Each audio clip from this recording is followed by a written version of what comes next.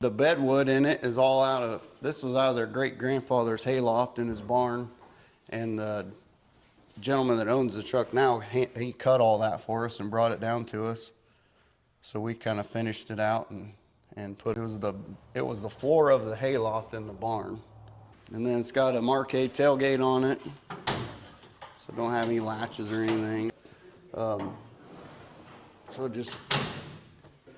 Then we put a fuel cell underneath there. We welded them shut, and then we put studs on the covers and put them back on. So they look like they work, but they don't actually do anything. Those are Greening Auto tail lights, which we thought are probably some of the best looking tail lights for these trucks. Yep. I love that there is so much of the entire truck is stock, but yet again, when you do it and you tighten the gaps, because we can see a lot of work has still been applied here with the gap fitment. This is a 47, so it didn't have a wing window, and these handles would have turned to open the door, and we didn't want that. So Justin redone these doors to put the newer style push buttons on them. Nice. And then we've converted this to electric windows. Did the door panels always have the lines like that? Yep, that's just the inside of the door. That's how they were stamped. Sometimes things really came beautiful from the factory. And then we can flip the seat up. All the electronics and everything are underneath the seat.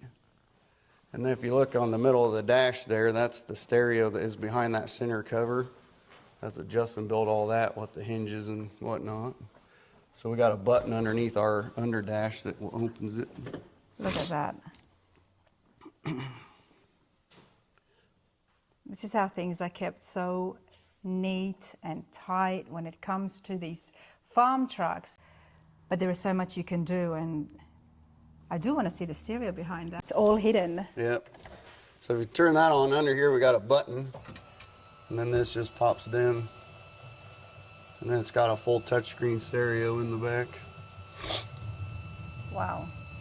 And they even went, like, we put the original knobs back on for the choke and throttle, but we just bolted them on. There's no cables anymore.